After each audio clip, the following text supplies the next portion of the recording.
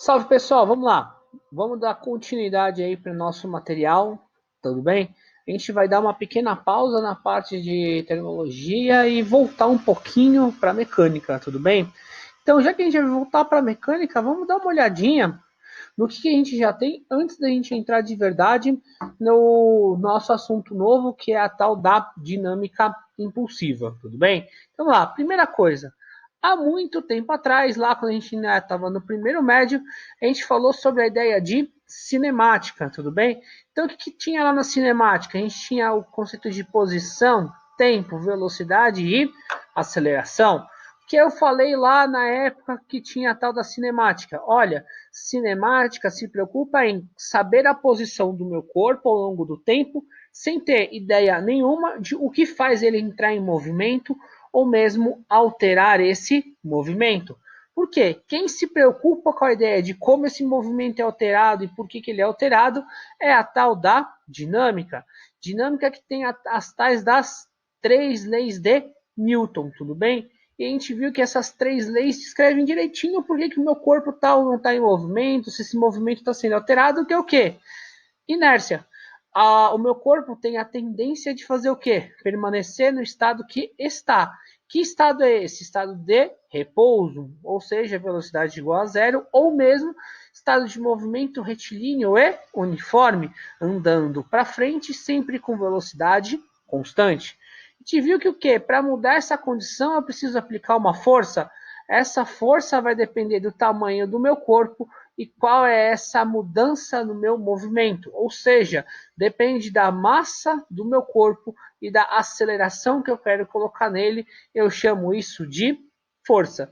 E nós vimos que essa tal de força aparece aos pares. Então, isso a gente chamou de ação e reação.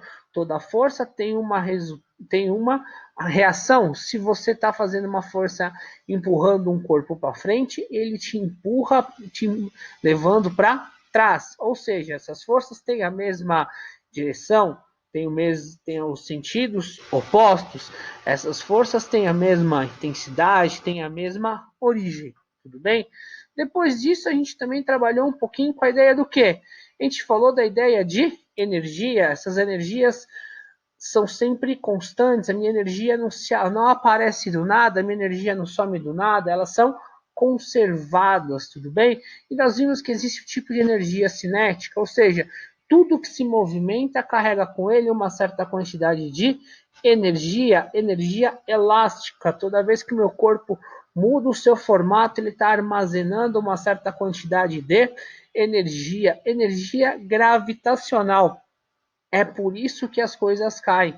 Quando ela está numa determinada altura, ela acumulou uma certa quantidade de energia que vai permitir com que ela entre em movimento, essa energia, e todas essas energias juntas nós chamamos de mecânica. E é essa soma dessas três energias juntas que é constante se o meu sistema for um tal de isolado, ou seja, não atuam forças externas, ou seja, não tem ninguém nem colocando mais energia, nem tirando energia dentro desse sistema, tudo bem? Até aqui nós vimos então o que? Três formas diferentes de pensar o movimento e suas relações. A partir de agora, vamos ver uma quarta forma de pensar esse movimento e como ele pode ser repensado e esquematizado, tudo bem? Então vamos lá, vamos começar a trabalhar com a ideia de quantidade de movimento. Quantidade de movimento era o conceito que o Newton estava mexendo quando ele chegou nas suas leis da dinâmica, tudo bem? Porque Newton estava trabalhando com colisões entre esferas para chegar na ideia que ele teve das forças da ação e reação e da inércia, tudo bem? Então o que acontece? O que é essa questão da quantidade de movimento? Ou seja, todo corpo que está se movimentando, ou seja, tem uma certa velocidade, possui a minha tal chamada de quantidade de movimento. Ou seja, a minha quantidade de movimento vai depender de uma característica do meu corpo. Corpo, em física em geral, quando eu falo que depende do meu corpo, eu estou falando que vai depender da massa. Se está dependendo do movimento, depende da velocidade. E é justamente aí que eu quero chegar. Por quê? Essa tal quantidade de movimento, se eu for parar para trabalhar com isso de maneira matemática, eu vou dizer que essa tal quantidade de movimento que eu vou utilizar como recurso a minha letra Q, vai ser igual, tudo bem? Ou seja, vai ter um valor que vai depender de quem? Da massa do meu corpo, tudo bem? Ou seja, o meu corpo tem um certo tamanho. E esse tamanho está se movimentando, então se ele está se movimentando, tem uma certa velocidade. Tudo bem? Ou seja, eu vou trabalhar com as minhas unidades do sistema internacional, quilo, massa, segundo. E a minha unidade de quantidade de movimento não tem um nome específico, não tem nenhum nome bonitinho. Ela é simplesmente a multiplicação de todos essas unidades aqui, quilo, metro e dividido por segundo. Tudo bem? Então, vamos lá. Se eu tenho a minha capacidade de quantidade de movimento, eu vou ter uma grandeza que vai ser responsável por alterar esse meu movimento. Por quê? Se eu já tenho o meu movimento, se eu estou mais ou menos pensando com a ideia da minha inércia. Ou seja, se meu corpo está com um certo movimento, eu vou ser capaz de alterar esse movimento. E eu vou ser capaz de alterar esse movimento a hora que eu dou um impulso nele. Tudo bem? Impulso, já do nossa palavra coloquial, a gente já tem uma ideia do que é. Quando você fala que você vai tomar um impulso, você fala que vai fazer o quê? Vai se apoiar em algum lugar para projetar o seu corpo para frente, tudo bem? Ou seja, essa saída da natação, por exemplo, os atletas fazem uma força nessa base, tudo bem? Que vai ser capaz de fazer o quê? Projetar esse corpo para frente. Então, para esse meu ser capaz de alterar esse meu movimento, ele faz uma força e essa força leva um determinado intervalo de tempo. Ou seja, para mim ser capaz de alterar meu movimento, eu vou ter que fazer uma força. Lembra lá, a gente acabou de falar, essa minha força vai gerar uma aceleração. E essa aceleração, em um determinado intervalo de tempo, vai ser capaz de alterar o meu movimento. Tudo bem? Então vamos lá, vamos colocar isso de uma maneira um pouco mais compacta, usando a matemática. Então eu chego no quê? Olha lá, eu vou chegar no seguinte, que essa tal grandeza nova, que eu estou chamando de impulso, ela vai depender de uma força que vai ser aplicada em um determinado intervalo de tempo, tudo bem? Então aqui, de novo, eu estou definindo uma nova grandeza, ela não vai ter nenhum valor, nenhuma unidade nova com um nome bonitinho, a gente vai simplesmente chamar isso de Newton vezes segundo, tudo bem? Então vamos lá, eu então quero relacionar então o seguinte, eu já falei para você que meu corpo, quando está em movimento, tem uma certa quantidade de movimento. Se meu corpo tem uma velocidade, eu consigo alterar essa velocidade do meu corpo, fornecendo ele um certo impulso. Então, impulso e quantidade de movimento vai ter que ter alguma relação entre eles, e é justamente isso que a gente vai começar a olhar. Primeiro, do modo pensando o seguinte: a gente vai pensar nesse meu modo de relacionar as duas coisas, de que forma? Olha, eu vou falar primeiro que o meu impulso, eu vou começar trabalhando com ele. É a minha força vezes um certo intervalo de tempo. Mas aí eu vou lembrar lá do meu Newton e falar do que? Olha, a minha força é uma certa massa vezes uma aceleração. Não esqueci que existe esse tempo aqui, continuei com ele. Meu próximo passo vai ser justamente o quê? Fazer uma análise dimensional disso tudo, ou seja, eu vou multiplicar todas as minhas unidades. Com isso vai acontecer o quê? Esse segundo daqui vai embora com esse quadrado daqui. Perceba então que o quê? Que a minha unidade Newton vezes segundo do meu impulso tem exatamente a mesma ordem de grandeza que a minha grandeza chamada quantidade de movimento. Ou seja, essas duas coisas aqui são interrelacionadas, tudo bem? Ou seja, eu posso falar que o meu impulso tem exatamente a mesma questão que a minha tal de variação na quantidade de movimento, tudo bem? Ou seja, eu posso chegar para você e falar o seguinte, que esse tal de impulso que eu falei para você vai ser exatamente aquilo que vai ser capaz de alterar o movimento do meu corpo, tudo bem? Ou seja, eu crio aqui uma relação entre a minha quantidade de movimento e o meu impulso. Se a gente for parar para dar uma olhadinha lá atrás, quando a gente estava falando da parte de energia, a gente não falava que o tal do trabalho tinha uma relação com a tal da minha variação da minha energia cinética? ou seja, uma força que era aplicada em um determinado deslocamento, tinha relação com a minha energia cinética, estava relacionada com a minha velocidade. Tudo bem? Mas antes de eu trabalhar um pouquinho mais com essa ideia, deixa eu dar uma voltadinha aqui e lembrar de uma coisa seguinte. Esse jeito aqui que eu falei de calcular o meu impulso, pegando a minha força e multiplicando pelo meu tempo, isso daqui acontece quando eu tenho esta característica aqui presente, ou seja, a minha força ser constante. Mas tem momentos que minha força não vai ser constante. A minha força pode ser alterada ao longo do tempo. Então, com isso, o que a gente vai acabar fazendo? A gente pode montar um gráfico onde eu tenho a minha força mudando ao longo do meu tempo. Se isso acontecer, a gente monta uma espécie de um gráfico. Esse aqui é o que eu fiz, um gráfico que vai variando, vai sempre aumentando. Dessa forma, a gente cria uma região dentro desse gráfico que vai estar embaixo dele. Então, o que a gente vai poder fazer? Se a gente calcular o valor da área desse pedacinho aqui, esse valor de área vai ser igual à minha variação do meu impulso, tudo bem? Ou seja, essa minha força agindo durante um certo tempo vai me dar o meu impulso, tudo bem? Então, vamos lá. A gente já trabalhou essa ideia que impulso e quantidade de movimento estão interrelacionados, tudo bem? Então, qual que é o nosso próximo passo agora? Começar a pensar justamente na ideia da conservação, tudo bem? Por quê?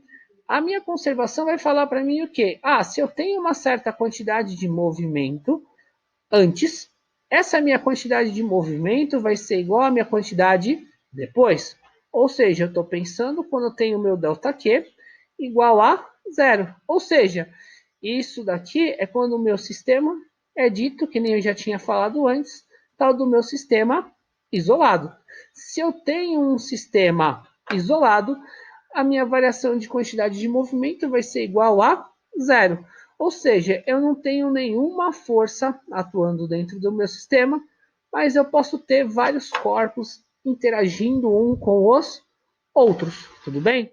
Para a gente ter uma ideia de como essa ideia de conservação pode ser utilizada, eu tenho aqui um exemplinho que a gente vai desenvolver um pouquinho, para a gente trabalhar um pouquinho com as ideias envolvidas dessa ideia de impulso, quantidade de movimento e a tal da conservação, ok? Então vamos lá, vamos pensar o seguinte. Ó, eu tenho um canhão que vai ter uma massa de 600 quilos e tem um projétil dentro dele com uma massa de 20 quilos. Então, aqui que eu estou falando que no começo isso tudo estava parado, né? No começo isso tudo estava em repouso, tudo bem? E aí o que vai fazer? Quando eu acionar esse canhão, o meu projétil vai sair com uma velocidade de 150 metros por segundo. Ele quer saber três coisinhas de mim. Ele quer saber a quantidade de movimento que esse projétil vai ter. Ele vai querer saber o quanto esse canhão vai voltar para trás. E ele quer saber mais ou menos qual foi a intensidade da minha força, sabendo que o disparo levou 0,2 segundos. Tudo bem? Então vamos lá. A gente tem algumas coisinhas para serem feitas. Então vamos lá. Vamos primeiro pensar na tal quantidade de movimento do meu projétil. Quantidade de movimento, vamos lá. Massa e velocidade. Vamos lembrar, a massa do meu projétil eram 20 quilos. Ele saiu com uma velocidade de 150 metros por segundo. Aqui eu não tenho que mudar nenhuma unidade. Então, na multiplicação direta entre eles, encontro que a minha quantidade de movimento do meu projétil foi de exatamente 3.000 quilogramas metros por segundo. Tudo bem? Então, próximo exercício. Ele quer saber de mim o quê? Olha, eu quero saber qual é a velocidade do recuo. Então, eu vou usar a ideia do quê? Quantidade de movimento no começo é igual a quantidade de movimento no final. No começo estava todo mundo parado, todo mundo em repouso. Então, isso daqui vai ser igual a zero. Depois, eu tenho uma certa quantidade de movimento do meu projétil, que somada à quantidade de movimento do meu canhão, continua dando zero. A quantidade do meu projétil eu já sei, vale 3.000. Agora eu vou me preocupar com o quê? Com o meu canhão. eu sei que esse tal canhão vai ter uma massa de 600 quilos. Mexendo aqui, eu descobri então que o quê? 600 da minha velocidade do canhão vai ser igual aos meus 3.000. Então, essa minha velocidade do meu canhão vai ser de 5 metros por segundo. Aqui eu escondi o negativo de propósito, tudo bem? Porque essa minha velocidade vai ter um valor negativo. Então, o que quer dizer esse valor negativo? Se eu definir que este sentido para a direita é o meu valor positivo, o meu canhão, então, vai ter essa velocidade de 5 metros por segundo indo para trás, tudo bem? E é justamente por isso que a gente vai conseguir ter o equilíbrio. Então, se o meu projétil foi para frente com 120, o meu canhão vai ir para trás com 5, tudo bem? Então, qual é o meu próximo passo agora? Eu quero saber qual foi o impulso que eu dei nesse meu sistema, tudo bem? Então, para isso eu vou pensar no quê? O meu impulso é a minha variação na quantidade de movimento. Se eu estiver pensando agora no meu projétil, ele chegou nos 3.000, sendo que ele começou no zero. Ele conseguiu ter toda essa variação nesse tempinho pequeno de 0,2.